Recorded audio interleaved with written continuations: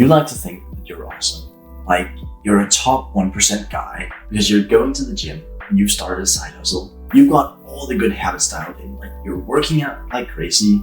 You're driving your parents up the wall with just how much you care about your diet.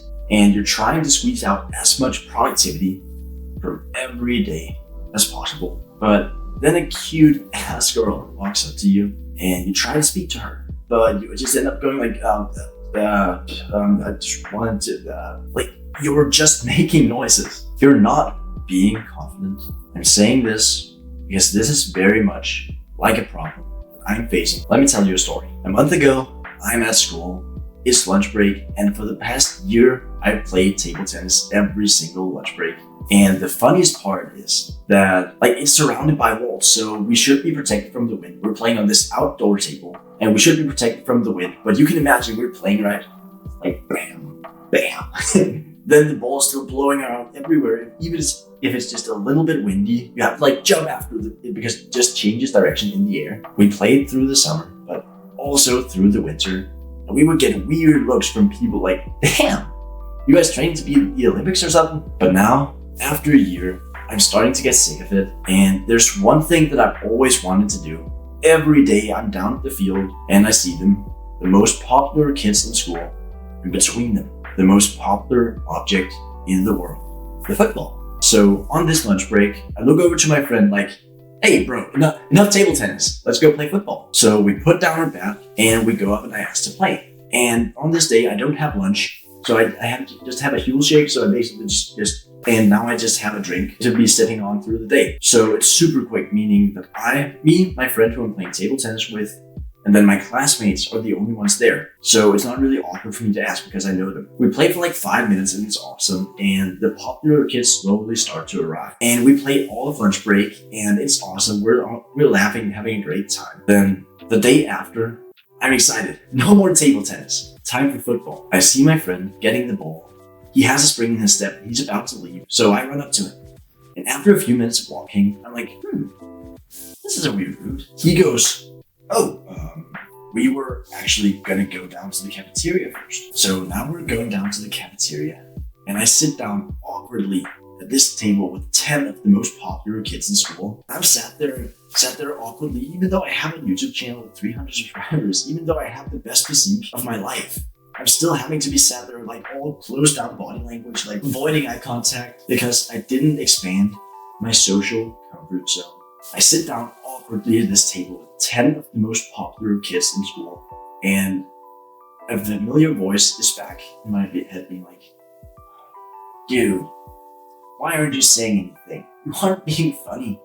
That guy over there, he just made a joke. Why can't you make a joke? And I'm having to sit there like all like awkward, closed down body language, avoiding eye contact because I didn't expand my social comfort zone. And it's fucking embarrassing being so low level at this. But how do I improve my social skills? You've read all of the books, but unlike other skills, social skills you can't sit in your room and improve on your own. Social skills is a multiplayer only game. It would be like reading a few fitness books and then expecting to look like Arnold Schwarzenegger. That's not how it works. It's like getting used to your heart beating or getting used to muscle soreness in the gym. It is just a pain you have to learn to love. I'm going to say that again. It is just a pain you have to learn to love. Think of the biggest guy in your gym, right? He's like massive, big muscles, like lifting heavy.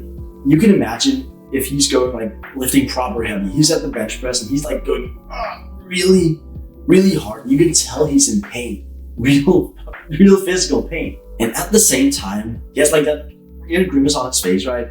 But he has a maniacal smile on his face as he's there. He has learned to love the pain of the gym. Feeling the anxiety symptoms, feeling your heart like racing away, feeling yourself getting sweaty armpits, like proper anxious symptoms, right? But really just learning to exist in it, focusing on your breath, not letting yourself get carried away with it. And after sitting there for 10 minutes like this, like sitting proper awkward, like silent, after sitting there for 10 minutes, not letting yourself zone out, staying present, staying focused on your breath, and actually paying attention to what people are saying. After 10 minutes of that, you might think of a joke or a question or anything to say to make yourself feel more comfortable in the situation. Reframing social anxiety is simply social muscle soreness has helped me a ton because it gives the anxiety, like the anxious feeling, meaning, and it just helps me reframe it in a way where I realize that if I push into that feeling, into that uncomfortable feeling, it's like pushing past failure in the gym. That is how you grow your muscles, and it just makes it so much easier and more motivating.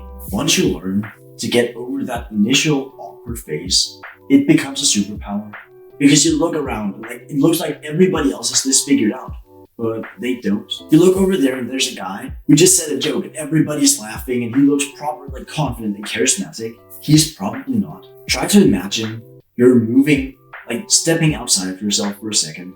You're seeing yourself at school, walking down the hallway, and you're with a group of like your three of your best friends, and you're like having a good time. You're seeing yourself at your best, and you make a joke and everybody's laughing. Think about how easy it now is to kind of build yourself up to be this charismatic, confident, awesome guy that you were building somebody else up to. It's so easy to build others up based on their best moments and break yourself down based on your worst moments because you know all the like awkward situations where you like farted, like did some stupid stuff, or you stuttered or fell over your words. It happens to everybody else too, but you're not taking that into consideration. Only the proper popular chads in your school have this somewhat figured out.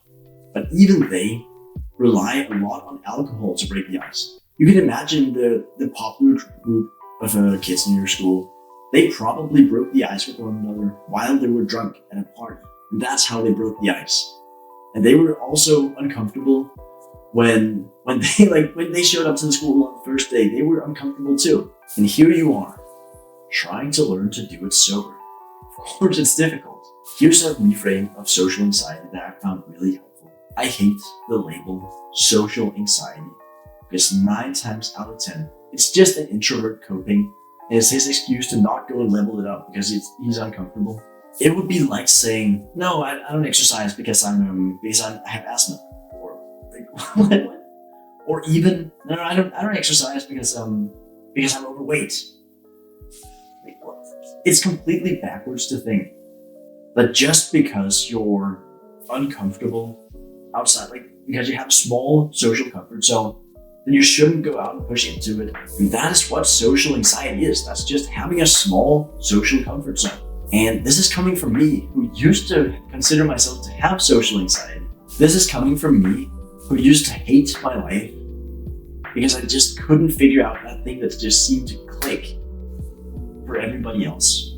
But try to imagine 2 different people. One who's saying, "Oh, I have social anxiety," and then compare it with somebody who's going, "I have a tendency to get uncomfortable in new social situations around people I don't know." Which of these people have more power to change and to improve? Because they're describing the same thing.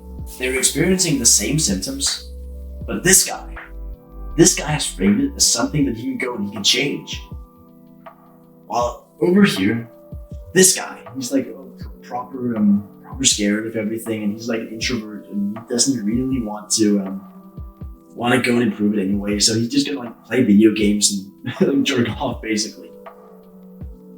Which of these positions would you rather put yourself in? Because you don't even need to go and speak to someone to just change to be this guy, who's going all in on just making himself believe that it's something that can be improved. I really think social skills books are massively overrated. Because for most guys, it's basically just procrastination.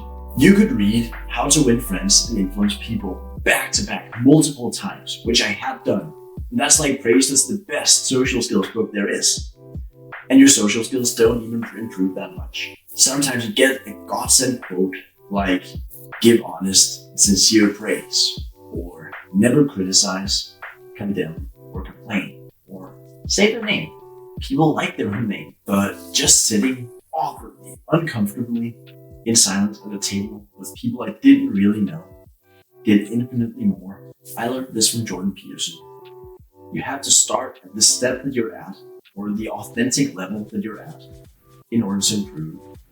The problem is that it can be incredibly humiliating to admit to the world, but even just to yourself, just how low a level you're at.